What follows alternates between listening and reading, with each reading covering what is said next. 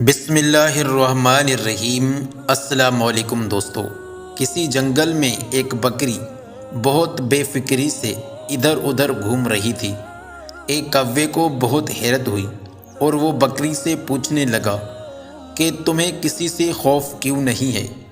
بکری نے کہا، بھائی میری بے فکری کا سبب یہ ہے کہ کچھ عرصہ پہلے ایک شیرنی اپنے 2 چھوٹے بچے چھوڑ کر مر گئی تھی۔ میں نے ان پہ ترس کھا کر اپنے دودھ پہ پال کر انہیں پروان چڑھایا۔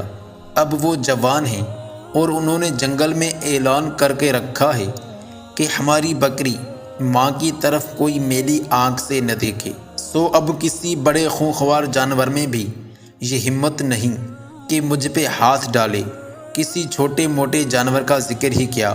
کوے نے سوچا، کاش مجھے بھی ایسی نیکی کرنے کا موقع ملے اور پرندوں کی دنیا میں مجھے بھی احترام حاصل ہو جائے۔ وہ یہی سوچتا ہوا اڑتا جا رہا تھا کہ اس نے نیچے دریا میں ایک چوہے کو ڈبکیاں کھاتے دیکھا۔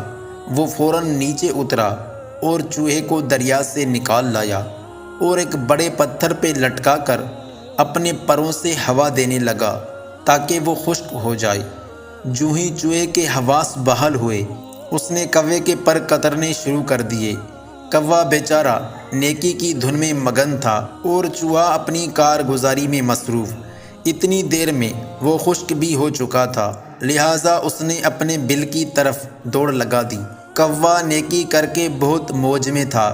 اسی موج میں اس نے لمبی اڑان بھرنے کی کوشش کی، مگر منہ کے بل زمین پہ آ پڑا اور اڑنے سے معذور ہو کر زمین پہ ہی اچھلنے اور گھسٹنے لگا۔ اتفاقاً بکری ادھر سے گزری تو پوچھنے لگی، بھائی کوے تم پہ کیا آفت آ پڑی؟ وہ غصے سے بولا، یہ سب تمہارا کیا دھرا ہے۔ تمہاری باتوں سے متاثر ہو کر میں نے نیکی کمانے کی چاہ میں چوہے کی جان بچائی، مگر وہ میرے پر ہی کتر بھاگا۔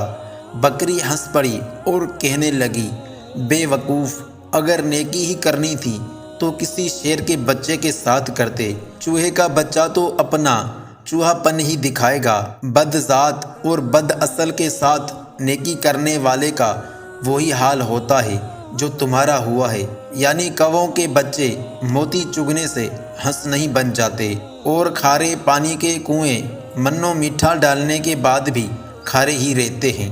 ویڈیو کو لائک کرنے کے ساتھ ساتھ ویڈیو کو اپنے دوستوں کے ساتھ ضرور شیئر کیجیے گا۔